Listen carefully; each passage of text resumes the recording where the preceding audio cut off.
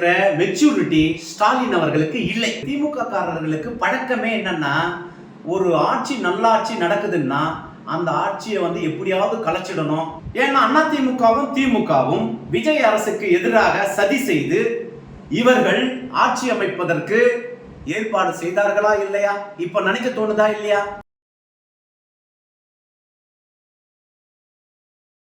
முதல்வர் விஜய் மீண்டும் ஒரு குதிரை பேரத்தில் ஈடுபட்டிருக்கிறாரா? ஏன்னா நிறைய குற்றச்சாட்டு அவர் மேலே வைக்கிறாங்க. விஜயபாஸ்கர் ரீசெண்டாக வந்து அதிமுகலேருந்து விலகி தாவேகா பக்கம் நகர்றதா ஒரு நியூஸ் போயிட்டு இருக்கு. அப்போ குதிரை பேரம் கன்ஃபார்மா விஜய் வந்து ஒரு மாற்று அரசியலை நோக்கி வரேன்னு சொல்லிட்டு இந்த மாதிரி சீப்பாக பண்ணிட்டு இருக்கிறாருன்னு சொல்றாங்க. இதை பற்றி உங்களோட கருத்து என்ன? எடப்பாடி அவர்களுடைய நிர்வாக திறமையற்ற ஒரு நடவடிக்கைகள் தான் இதுக்கெல்லாம் காரணமே. 50 ஆண்டுகால அரசியல் அனுபவம் வாய்ந்த செங்கோட்டையன் அவர்கள் தாவேகாக்கு வந்தாரு. அப்ப அவர் என்ன குதிரை பேரத்துல வந்தார? நீங்க இதை சற்று யோசிச்சு பார்க்க வேண்டும். தம்பி அவரு எலெக்ஷன் முன்னாடியே வந்துட்டார்ல. அதுதான் அவருக்கு தெரிஞ்சிச்சு. அடுத்த எம்ஜிஆர் யாருன்றத அவர் பார்க்கிறாரு. தொலைநோக்கு பார்வை. அடுத்த எம்ஜிஆர் விஜய்ன்னு சொல்லிட்டு அவர் அப்பவே ஒரு கணிப்பு அவருக்கு வருது. அதை மனதில் வைத்து அவர் வந்துடுறாரு. அது அரசியல் சூழ்நிலை. அந்த நேரத்துல எல்லாரும் அங்க இருக்காங்க. ஏன்னா அம்மா புரட்சி தலைவி அவர்களுடைய விசுவாசத்தின் அடிப்படையில எடப்பாடி வந்து அதிமுகவை சிறப்பாக நடத்துவார் என்று எல்லாரும் எதிர்பார்த்தார்கள். அந்த நம்பிக்கை எல்லாருக்கும் போய்விட்டது. ஆகையால விஜய் அடுத்த எம்ஜிஆர் நினைச்சு அதிமுக இருக்கிறவர்கள் எல்லாருமே ராஜினாமா பண்ணிட்டு இங்க வராங்க. இதுதான் மிகப்பெரிய, அதாவது அவங்க எல்லாருமே அடுத்த அதிமுகவா, அடுத்த எம்ஜிஆர் ஆகவும், அடுத்த ஜெயலலிதாகவும், அடுத்த அதிமுகனுடைய எதிர்காலம் விஜய் கிட்ட தான் இருக்கிறது என்று நினைத்து எல்லோரும் தாவேகாவை நோக்கி படையெடுக்கிறார்கள். இதுதான் உண்மை. இந்த நேரத்துல தம்பி உதயநிதி அவர்கள் என்ன சொல்றாரு? இபிஎஸ் வந்து ஒரு போராளியாகவோ, நம்ம முதலமைச்சர் விஜய் அவர்கள் கோமாளியாகவோ ஒரு கதையை வந்து சித்தரிக்கிறார். அதாவது இன்னைக்கு இபிஎஸ் அவர்களை பாராட்டுகின்ற உதயநிதி அவர்கள் கடந்த காலங்களில் நினைத்து பார்க்க வேண்டும். அதாவது விஜயபாஸ்கர் அவர்களை குட்கா வழக்கில சேர்த்து அந்த கிருஷ்ணமூர்த்தின்னு ஒருத்தர் இருப்பாரு. என்ன கிருஷ்ணமூர்த்தி? அவரு சிவாஜி கிருஷ்ணமூர்த்தி என்பவரை வைத்து எவ்வளவு பேசினாங்க. ஆனால் விஜயபாஸ்கர் அதிமுகவை எப்படி வழிநடத்தினார்? அதிமுகவில் அவர்களுடைய தொண்டு என்ன? அதிமுகவுக்காக அவர் செய்த தியாகங்களை நாம் வந்து நினைத்து பார்க்க வேண்டும். அங்க பிடிக்கலன்றதுனால தான் அவங்க இங்க வர்றாங்க. இது குதிரை பேரமாகுமா? எந்த வகையில் இது குதிரை பேரம் என்று இது நம்ம சொல்ல முடியும்? ஏற்கனவே கிட்டத்தட்ட 5 பேருக்கு மேல இங்க வந்துட்டாங்க. இவர் இன்னைக்கு 6வது ஆளா வந்திருக்கிறாரு. இது வந்து தவறு இல்லை. அடுத்த எம்ஜிஆராக விஜய் அவர்களை பார்க்கிறார்கள். அதிமுகவே ஊழல் கட்சின்னு சொன்னா இப்ப விஜயபாஸ்கர் மட்டும் நல்லவர் ஆயிட்டாருங்களா இப்போ தாவேகாவுக்கு? அதுதான் அன்னைக்கு இந்த விஷயத்தை தான் இங்கதான் இடிக்குது நமக்கு. ஏன்னா அதிமுகவும் திமுகவும் விஜய் அரசுக்கு எதிராக சதி செய்து இவர்கள் ஆட்சி அமைப்பதற்கு ஏற்பாடு செய்தார்களா இல்லையா? இப்ப நினைக்க தோணுதா இல்லையா? இதுதானே உண்மை. திருமாவளவன் அவர்கள் சொல்லிட்டார்ல, கம்யூனிஸ்டுகளும் சொல்லிட்டாங்கல்ல. இது உண்மை, நடந்தது உண்மை. 2.5 வருஷம் ஆட்சி அவங்களும், 2.5 வருஷம் ஆட்சி இவங்களும். அதிமுக திமுகவும் மாறி மாறி ஆட்சி அமைக்கணும்னு சொல்லிட்டு விஜய வந்து ஆட்சி கட்டிலில் அமர வைக்க கூடாது என்கின்ற எண்ணத்துல இவங்க செஞ்சாங்க. அது இப்ப நிரூபணம் ஆகுது.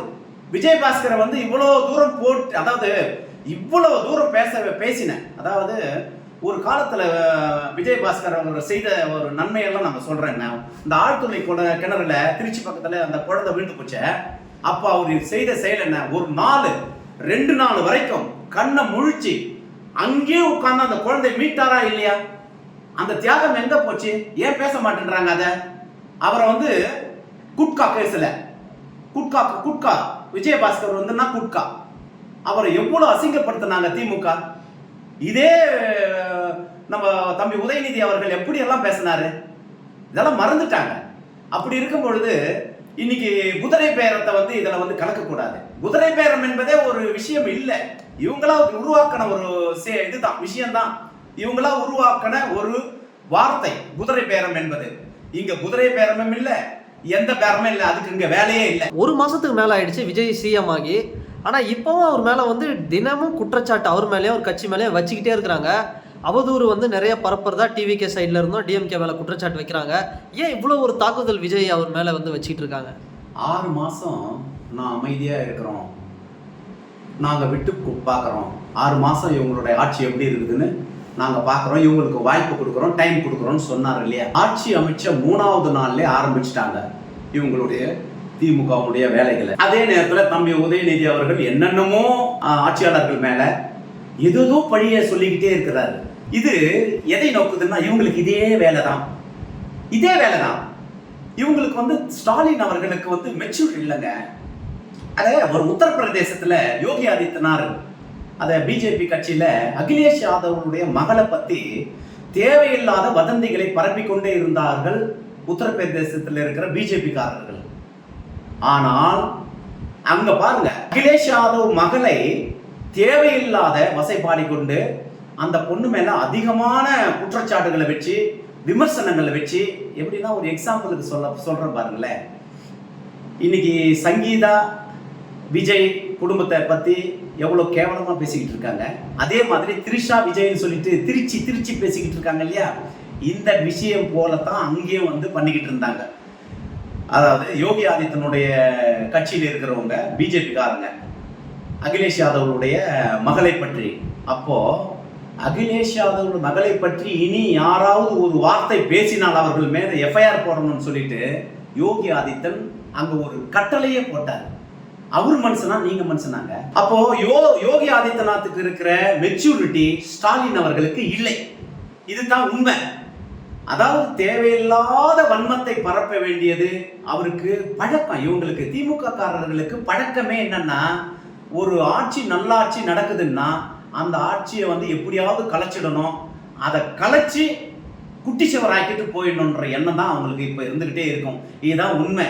அப்படி இருக்கும் பொழுது அங்க உத்தரப்பிரதேசத்துல இருக்கின்ற அந்த மேன்மையான அரசியல் தமிழ்நாட்டில் இல்லாததுக்கு காரணம் ஸ்டாலின் அவர்களுடைய வன்மையான மனம். தாவேகா ரீசெண்டா வெள்ளை அறிக்கையை ரிலீஸ் பண்ணிருக்காங்க. இதை வந்து நீங்க எப்படி பாக்குறீங்க? அதாவது நம்ம அமைச்சர், நிதி அமைச்சர் அவர்கள் மரிய வில்சன் வந்து இன்னைக்கு ஒரு புதியவர். அவரை பற்றி பல குற்றச்சாட்டுகள் அவங்க சொல்றாங்க. அவருக்கு பேச தெரியல, அவருக்கு எதுவுமே இல்லை. ஆமாம், அவருக்கு பேச தெரியல, அவர் இங்கிலீஷ்லேயே பழகி இருக்கிறாரோ என்னன்னு தெரியல. அவர் மேலே இது குற்றம் இல்லை.